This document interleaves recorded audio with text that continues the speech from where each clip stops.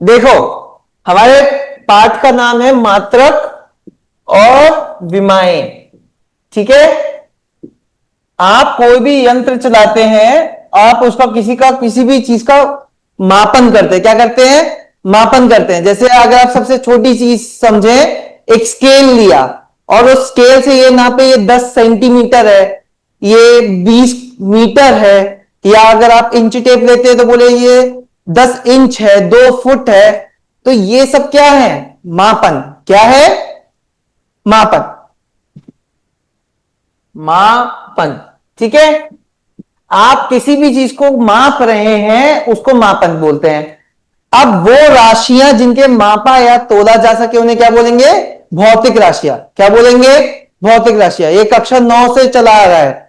ठीक है, अब प्यार, गुस्सा, नफरत, ये सब माप नहीं सकते हो, इसलिए वो भौतिक राशियां नहीं है। भौतिक राशियां कौन सी होगी? द्रव्यमान, लंबाई, चौड़ाई, समय। समझ में आया? ठीक है, अब आप कोई भी चीज को मापना चाहते हैं तो आपको क्या चाहिए? आप कैसे बताओगे कि वो किसके बारे में बात हो रही है? तो आप बताओगे उसके कुछ अंक। जैसे 10 मीटर, तो उसमें 10 क्या है? कुछ अंक है ना। वो कुछ अंक आपको बता रहे हैं कि वो माप कितना है, परिमाण कितना है। अंक के अलावा आप क्या बताते हो? उसकी इकाई या उसका मात्रक। क्या बोल सकते हैं? मात्रक।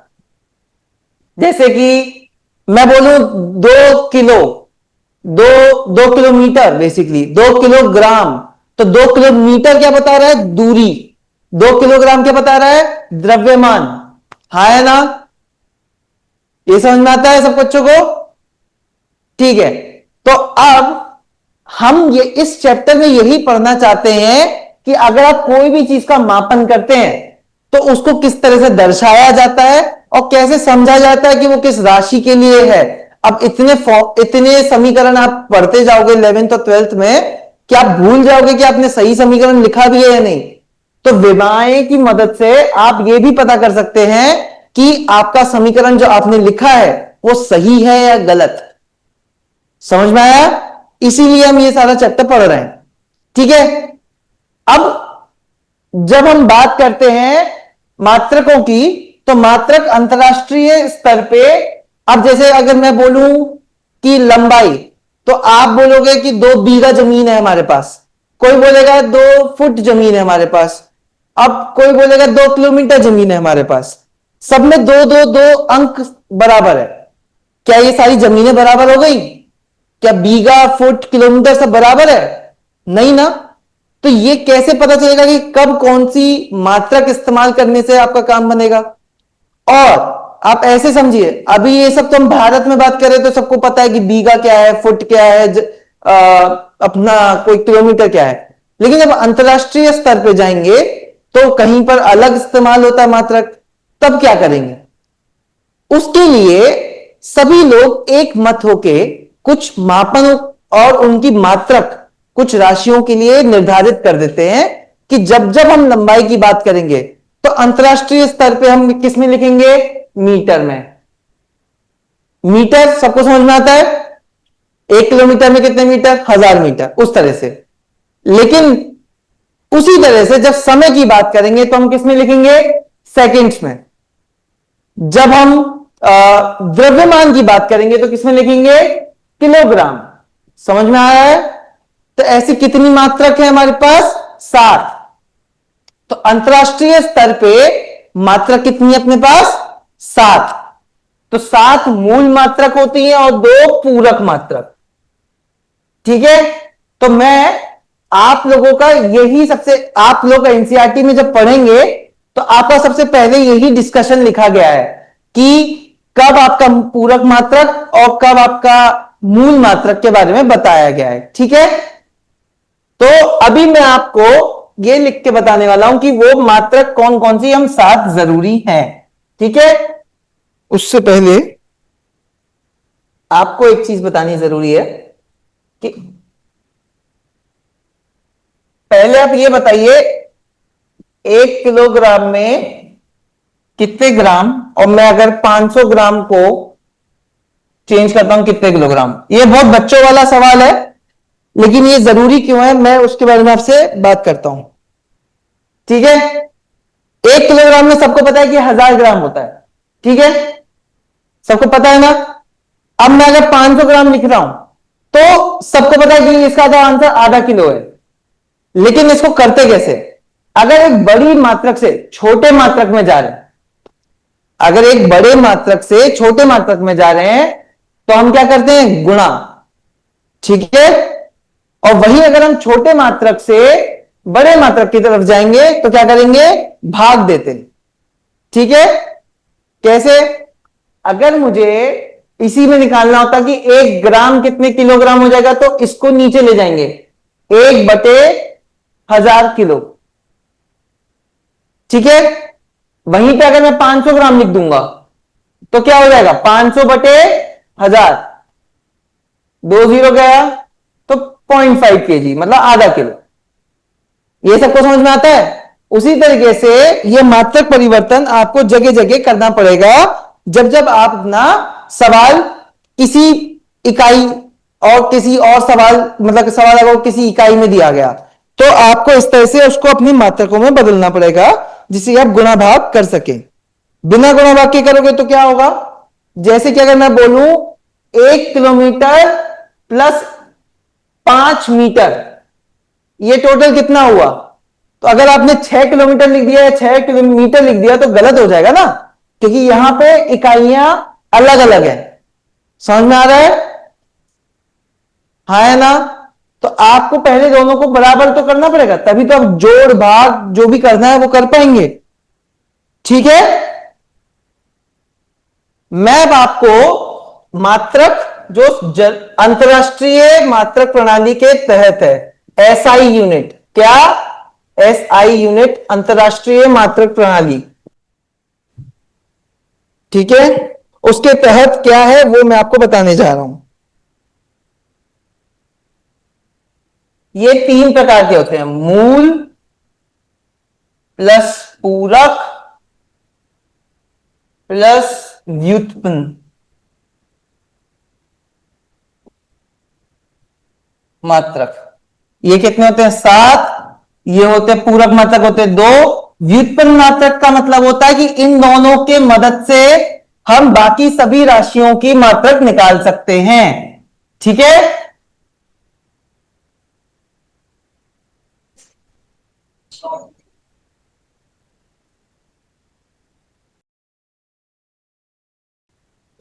तो हम आपको यह बताना चाहते हैं कि मात्रक को अंतरराष्ट्रीय प्रणाली के अनुसार किस तरह से विभाजित किया गया है।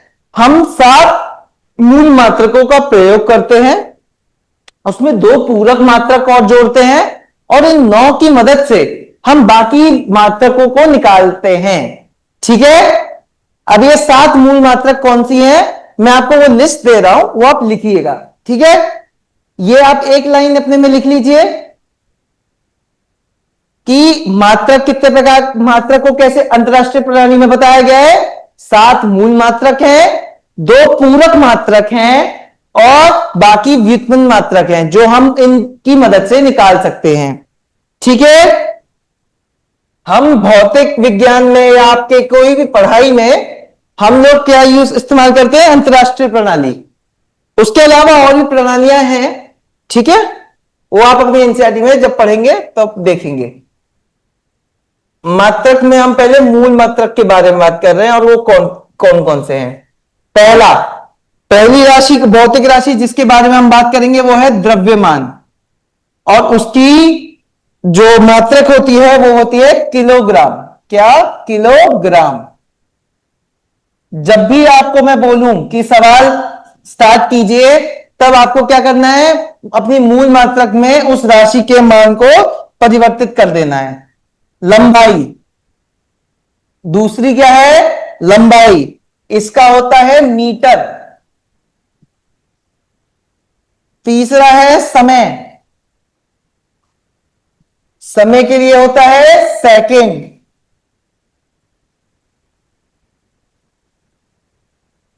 चौथा है ताप, इसका है केल्विन।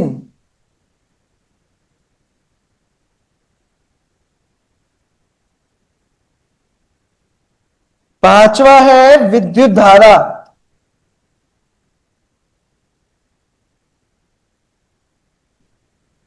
इसका है एम्पियर।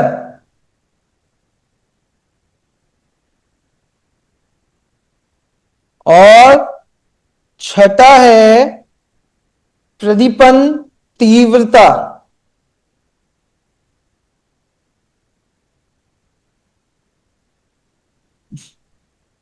कैंडेला।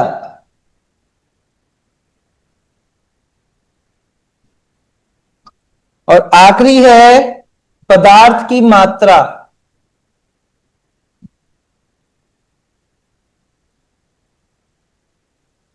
इसका है मोल। ये विद्युत धारा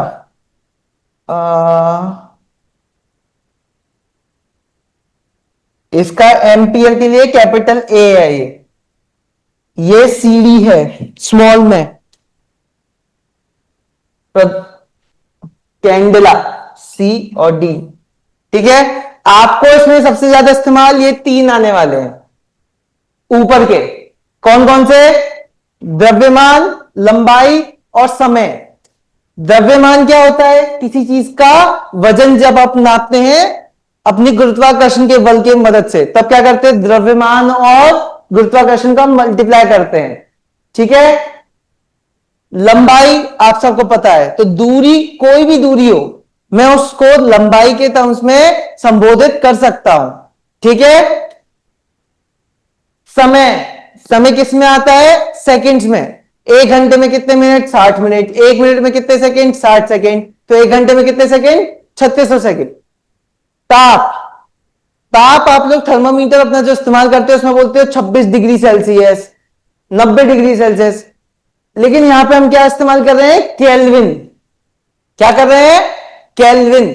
आगे आपके आने वाले चैप्टरों में केल्विन, आपको हर डिग्री सेल्सियस को किसमें बदलना पड़ेगा? केल्विन में। विद्युत धारा, जो करंट आपका किसी तार से, बिजली की तार से जाता है, उसके मापन के लिए हम मात्रक इस्तेमाल करते हैं एम्पियर, कैपिटल ए। ठीक है। फिर प्रदीपन तीव्रता, लाइट की कितनी तीव्रता हमारे पे पड़ रही है, इसको देखने के लिए हम मात्रक का इस्तेमाल करते हैं कैंडेला, सीडी।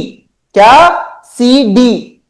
और आखिरी कि हम कितनी पदार्थ की मात्रा ले रहे हैं। पदार्थ और सामान का वजन अलग चीज है। पदार्थ का मतलब हो गया कि कितना किलो आप, नहीं मतलब कितना आपने कार्बन का पदार्थ लिया है किसी मिश्रण को बनाने के लिए। जब आप रसायन विज्ञान करते हैं तब इसकी सबसे ज्यादा इस्तेमाल होता है, और हम वहां पे पढ़ते हैं मोल। आके पहले चैप्टर में शायद आपने पढ़ा भी होगा, MOL, MOL, मोल। ठीक है। ये हुई आपकी मूल मात्रक। इसके अलावा आपके दो पूरक मात्रक जो होते हैं वो आपकी मदद करते हैं किसी एंगल में देखने में। ये हो गया आपका रेडियन। क्या? रेडियन। रेडियन क्या बताता है कि अगर आपको किसी एंगल को देखना है कि मैं कितना ऊपर देख रहा हूं या मैं कितना नीचे देख रहा हूं, या दो दिशाओं के बीच में कितनी दूरी है पर एंगल के, कहते हैं ना 30 डिग्री ऊपर देखो, 10 डिग्री नीचे देखो, 90 डिग्री घूम जाओ, उसके लिए हम इस्तेमाल करते हैं रेडियन। डिग्री हम बोलचाल में बात करते हैं, लेकिन जब हम डिग्री को हम रेडियन में बदलते हैं जब जब हमें कोई सवाल करना है। ठीक है। अब ये सब हम कर क्यों रहे हैं? ये सब हम इसलिए कर रहे हैं कि जब हम किसी चीज का मापन करें रियल यंत्रों से, मतलब जो हाथ में यंत्र है, तो आप उसको समझ पाए कि और आगे सारा जोड़ भाग कर पाए कि हमारे को जो भौतिक राशि का मान निकालना है वो कितना है। ठीक है, समझ में आता है। अब जैसे अगर मैं आपसे पूछूं कि आप अपनी जो टेबल पे बैठे हैं उस पर आप कितना बल लगा रहे हैं, तो बल आप इनके संदर्भ में व्युत्पन्न करते हैं, मतलब आप निकालते हैं। ठीक है, समझ में आया। जैसे आपने पढ़ा होगा अपनी 9वीं कक्षा में कि बल को हम त्वरण के टर्म्स में बता सकते हैं। तो त्वरण के टर्म्स में कैसे बताते हैं? बल क्या होता है? द्रव्यमान का जब गुणा करते हैं त्वरण से, ठीक है, तो द्रव्यमान यहां पे क्या हो गया, किलोग्राम में आएगा। त्वरण किस में आएगा, त्वरण आएगा आपका मीटर प्रति सेकंड स्क्वायर में, पढ़ते थे पहले, ठीक है, समझ में आया। चलो अब आप ये बताइए कि अगर आप कोई, मैं अगर आपको बोलूं कि आपको कुछ इसकी लंबाई नापनी है, ठीक है, तो वो हो सकता है आप नापो, कोई बच्चा नापेगा 5 मीटर, बहुत अच्छी बात है। क्या वो हमेशा 5 मीटर होगा, नहीं, वो एक लगभग 5 मीटर होता है। वो हो सकता है 5.0001 मीटर हो, या हो सकता है वो 5.1000 मीटर हो, या वो हो सकता है 5.125 मीटर हो। आप इन तीनों को अगर आप चाहो तो 5 मीटर लगभग लगभग लिख सकते हो, सही कह रहा हूं। इस लाइन की लंबाई आप कह सकते हो लगभग लगभग 5 मीटर है, लेकिन वो असलियत में 5.0001 होगा तो भी आप उसको 5 लिख दोगे, 5.100000 होगा तो भी आप 5 लिख दोगे। तो अगर मैं बोलूं इसका 2 से मल्टीप्लाई करो, या 20 से, कितने से, 20 से मल्टीप्लाई करो, तो क्या हो जाएगा अंतर, ये हो जाएगा आपका 10 100 मीटर, ठीक है, ये आपका कितना हो जाएगा 102 मीटर के आसपास, समझ में आ रहा है। और ये आपका कितना हो जाएगा, अब देखो कितना अंतर आ गया। अगर मान लो, अगर आपने सबको अगर 5 माना होता तो सबको आप अपने लिख देते कि सबका बराबर 100 मीटर हो गया 20 गुना करने पे। लेकिन जैसे ही अगर आपने इन दशमलव के बाद के जो अंक हैं उनको पढ़ना चालू किया तो आपका गुणा करने पे वैल्यू अलग हो गई, देख रहे हो। तो ये सब क्या है, ये तो हमें यहां से 2 चीजें समझ में आती हैं कि हर एक मापन में हमें यह जानना जरूरी है कि कितने अंकों को हमें आगे इस्तेमाल करना है किसी भी कैलकुलेशन में, उसको बोलते हैं सार्थक अंक। मतलब किसी भी डिजिट में, मतलब जो भी संख्या आपके सामने लिखी है उसमें कितने अंक सार्थक हैं, कितने अंक हमें पक्का पता है कि वो सही है और कितने हमें नहीं पता, वो लगभग लगभग है, वो पता होना जरूरी है। दूसरा, हर एक मापन में क्या होती हैं, त्रुटियां, ठीक है, गलतियां हर किसी से होती हैं, हम सब इंसान हैं। मशीनों में भी अपने आप में गलतियां होती हैं। आज बारिश हो रही है उसकी वजह से हो सकता है कुछ मापन अलग हो, कल अगर ज्यादा सूखा है तो अलग मापन हो। अगर आप चीनी और आटे का मापन करेंगे तो इसमें आप सबसे ज्यादा देखेंगे बारिश के मामले में वो नमी को वो सोख लेता है, तो उसकी वजह से उसका माप अलग हो सकता है वजन का। तो इन सभी त्रुटियों को समझना जरूरी है, समझ में आया।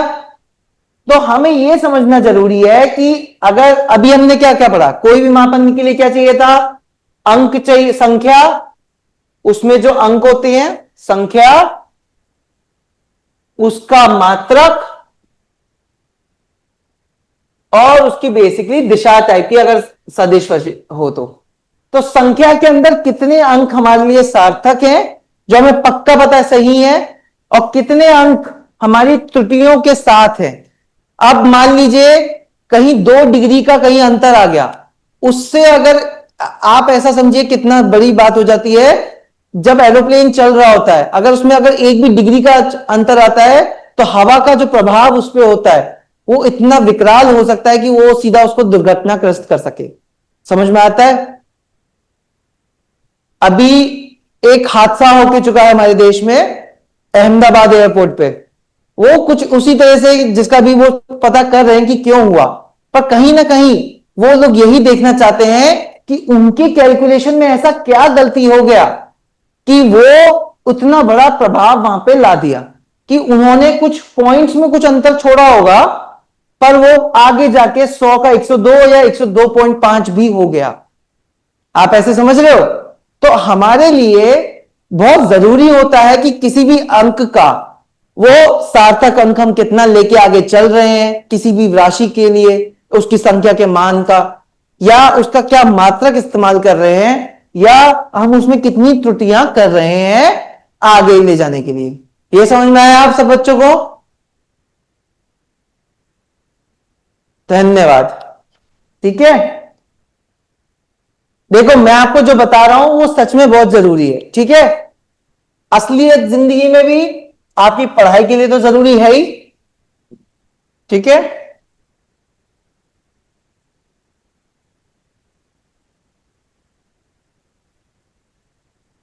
सार्थक अंक अब किसे कहते हैं?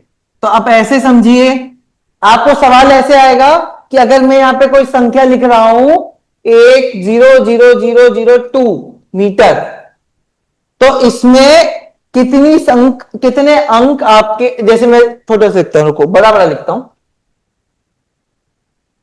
1,002 मीटर मैंने कुछ मैंने नापा और वो 1,002 मीटर है। ठीक है, तो वो 1,002 मीटर में कितने अंक सार्थक हैं, तो वो कैसे पता चलेगा? तो आपके लिए कुछ, तो पहले उसको समझना जरूरी है कि सार्थक अंक मैं कब कहता हूं। ठीक है, तो जैसे मैं आपको बताऊं, अगर हम कोई वजन नापते हैं तो वजन में आप देखते होगे 2 किलो, वो बहुत अच्छे से दो हमेशा फिक्स हो जाता है, फिर दशमलव आता है। अब मान लो दशमलव के बाद उस कांटे में 3 संख्या आप देख सकते हो, तो 2.002 एक बार आएगा किलो, फिर थोड़ा सा बिना कुछ किए, बिना हवा चले बिना कुछ किए 2.003 हो जाएगा, 2.001 हो जाएगा, 2.005 हो जाएगा, ऐसे बदलता रहता है ना आखिरी। अगर कांटे में 4 अंक तक आप देखते हो और उसमें यह देखते हो कि लास्ट की 3 अंक आपके दशमलव के बाद है, तो आपको क्या समझ में आया? इस मापन में ये 2.00 क्या है? ये निश्चित है। क्या है? निश्चित। ये पक्की बात है कि ये हमेशा 2.00 ही है। और जो आखिरी डिजिट है वो क्या है? अनिश्चित। अनिश्चित, ये बदल सकती है। तो जितनी भी त्रुटियां अगर इस वाले में मैं कहूं कि मेरे को इस मेजरमेंट में होगी, वो किसकी वजह से होगी? अनिश्चित अंकों की वजह से। समझ में आया? तो अगर मैं आपसे पूछूं इन सभी संख्याओं में कितने सार्थक अंक हैं, वो हमारे अंक हैं 1, 2, 3, 4। तो मैंने क्या किया? निश्चित अंक और अनिश्चित अंक सबको जोड़ के बताया कि कितने अंक हमारे सार्थक है। ठीक है, तो आप ऐसे समझ सकते हैं सार्थक अंक हम कैसे काउंट करेंगे? जितने निश्चित हो जितने अनिश्चित हो उनको जोड़ के बता देंगे।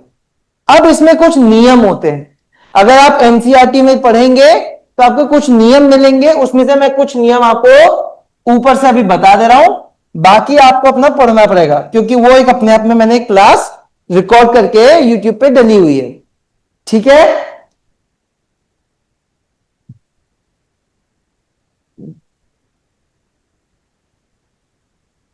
ये हो गया सार्थक अंक के बारे में।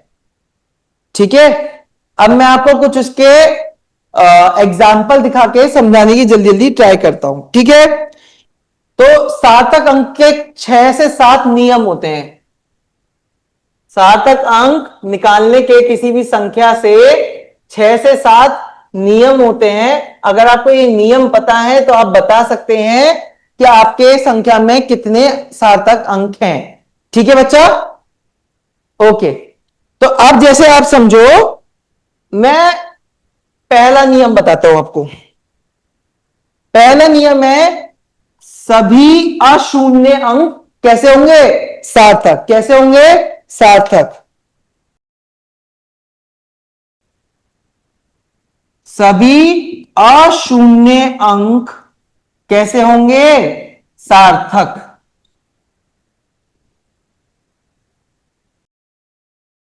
उदाहरण में जैसे मैं आपको अगर देना चाहूं 0.1268, ठीक है, इसमें आपके कितने अंक सार्थक हैं? जैसे मैंने बताया जितने भी अशून्य अंक हैं वो सभी क्या होंगे? सार्थक। तो ये 4 सही है, ठीक है। जब हम और आगे अगले नियम पे जाते हैं तब दूसरा नियम ये कहता है दो अशून्य अंकों के बीच, दो अशून्य अंकों के बीच जितने शून्य आते हैं वो सभी सार्थक होते हैं। शून्य आते हैं वह सभी सार्थक होते हैं। जैसे कि a इक्वल्स टू 3002 पॉइंट, ठीक है 3002, तो ये दो शून्य के ये दो शून्य कैसे हैं? दो अशून्य अंकों के बीच में आ रहे हैं, तो ये कितने, इसमें कितने हो गए? 4, ठीक है। अगर मैं एक और आपको पूछूं 2.0016, तो ये कितना हो गया? कितने अंक हैं इसमें सार्थक? 1 2 3 4 5, इसमें 5 सार्थक अंक हैं, ठीक है। अब हम तीसरा नियम लिखते हैं।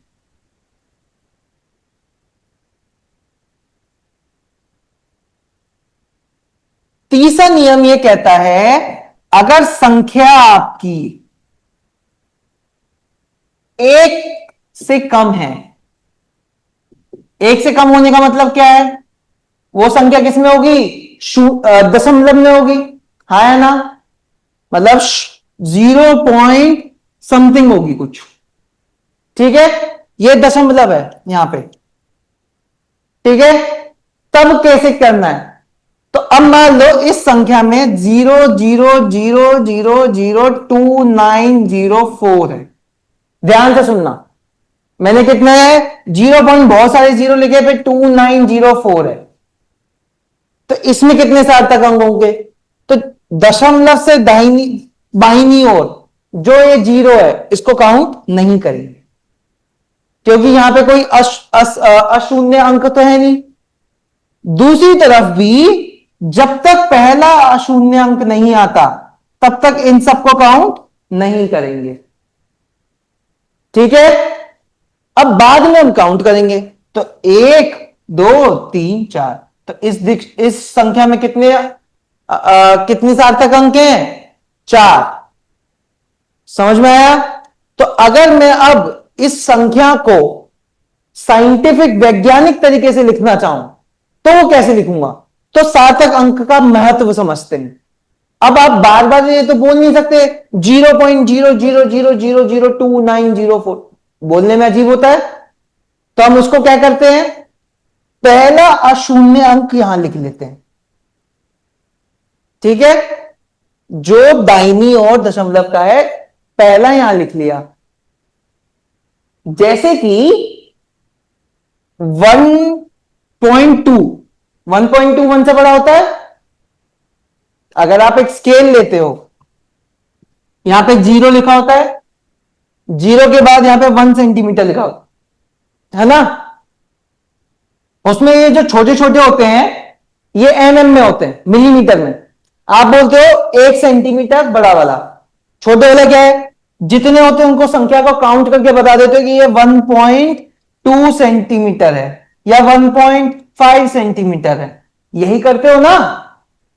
तो आप क्या बता रहे हो कि ये 1 के आगे 5 छोटे वाले मिलीमीटर के आगे गया है, यही तो 1 से बड़ा हो गया। तो यही आप माप कर रहे हो ना, ये क्या कर रहे हो? लंबाई माप रहे हो, ठीक है। तो अब मैं आपसे पूछ रहा हूं ये क्या हमेशा 1.5 ही रहता है? अगर आप देखोगे वो छोटे छोटे के बीच में भी तो कहीं पे कभी भी लाइन रुक जाती है, तो वो क्या होती है? 1.51 भी हो सकती है, 1.52 भी हो सकती है। तो उनको कैसे पता करें कि कौन सा सार्थक अंक है, वही हम अभी पता कर रहे हैं, ठीक है। तो अगर मैं पूछूं 0.05 मीटर, इसमें मुझे सार्थक अंक पता करने हैं, तो मेरा ये कहने का मतलब है संख्या दशमलव के लेफ्ट में जो शून्य आ रहा है उसको काउंट नहीं करना, उसको गिनना नहीं है सार्थक अंक में। दशमलव के बाद जब तक पहला अशून्य अंक ना आ जाए तब तक सारे शून्यों को भी काउंट नहीं करना, ठीक है। फिर पहला अशून्य अंक जो आए उससे बाकी के काउंट करने। तो इसमें तो सिर्फ एक ही है, तो इस संख्या में सार्थक अंक कितने हो गए? एक। समझ में आया? अब समझ में आया? इसको अब इसका फायदा बताना चाह रहा हूं मैं आपसे कि अब वो कैसे होता है। तो अगर मैं 0.05 जिसमें सार्थक अंक हमारा एक है उसको मैं दूसरे तरीके से लिखना चाहूं, दशमलव हटाने के बाद क्या हुआ? 005 अपॉन 20 ऊपर से नीचे आ गए। अगर दशमलव हटाया तो नीचे 100 का भाग दे सकता हूं ना, 2 जीरो थे आगे, ऐसा। ये 2 जीरो का कोई महत्व रहा 5 के पहले? कोई महत्व नहीं रहा। इसको मैं हटा भी सकता हूं, तो 5/100 लिख सकता हूं। 0.05 को 5/100 लिखते आए हैं आज तक, वो ऐसे ही तो लिखते आए हैं। दशमलव हटाया, दशमलव के बाद जितनी संख्या थी, जितने अंक थे उतने जीरो लगा दिए। अब इसको मैं 5 गुना 10 की घात लगा के -2 लिख दूंगा। मतलब 2 जीरो का 2 नीचे से आया तो माइनस, ठीक है। तो ये हो गया वैज्ञानिक तरीका इस संख्या को लिखने का। अब ऐसे मान लो मैं लिखता 5000, 5000 को कैसे लिखूंगा? मैंने भी आपको कैसे बताया, सभी अशून्य अंक सार्थक होते हैं, तो अशून्य अंक के हिसाब से ये कितना हो गया? 1। बाकी के 3 जीरो हैं, तो ऐसा क्या कर सकता हूं? इंटू 10⁻3। अब यहां पे +3 क्यों लिखा मैंने? क्योंकि ये मल्टीप्लाई में है, ये भाग में नहीं है। ये जीरो कैसे है? मल्टीप्लाई में। इसको 5000 को कैसे लिख सकता हूं? 5 इंटू 1000, हाँ है ना। तो ये जो इंटू वाले मल्टीप्लाई वाले होते हैं या गुणा वाले होते हैं ये प्लस में चले गए, भाग वाले जो जीरो होते हैं वो माइनस में जाते हैं। समझ में आया? तो हम सार्थक अंक इसलिए लिख रहे हैं कि इसका फायदा समझो। अगर मैं अब इतना बड़ा लिखूंगा जैसे मैंने पहले लिखा था 0.00002904 मीटर। अब मैं अगर बताऊं कि इतना मीटर मेरा कुछ मापन है, जब आप अगर जैसे ऐसे बोल सकता हूं आपके बाल का चौड़ाई बताओ कितना है, तो वो कुछ इसी तरह से आती है, बहुत पतली, माइक्रोन्स में। उसको लिखने के लिए हम इतने जीरो हर बार नहीं लिख सकते, तब वैज्ञानिक तरीके से कैसे लिखेंगे? सार्थक अंक निकाल लो। सार्थक अंक कितने? दशमलव के पहले वाले काउंट नहीं करने, पहला शून्य अंक यहां पे आ रहा है, इनको काउंट नहीं करूंगा। पहले वाले अंक को यहां लिखूंगा, दूसरे अंक को यहां लिखूंगा, दशमलव यहां लगा दूंगा। अब यहां पे कितने सार्थक अंक थे? 4। 4 कैसे? 1 2 3 4। ये वाला शून्य क्यों काउंट किया? 2 अशून्य अंकों के बीच में आ रहा है, पिछला वाला नियम, ठीक है। तो इसी तरह से यहां पे कितने 4 होने चाहिए? 0.4 इंटू, अब ये दशमलव हटेगा तो ये सारे कहां जाएंगे? जीरो नीचे, हां। तो वो नीचे जाने के लिए कितने गिन लो? 1 2 3 4 5 6, तो 10⁻⁻6। मतलब इस दशमलव को मैंने 6 दिशा उसमें आगे खिसका दिया। तो अब मेरे को ये बोलना ज्यादा आसान है ना कि 2.904 × 10⁻⁶ मीटर मेरा लंबाई या चौड़ाई है।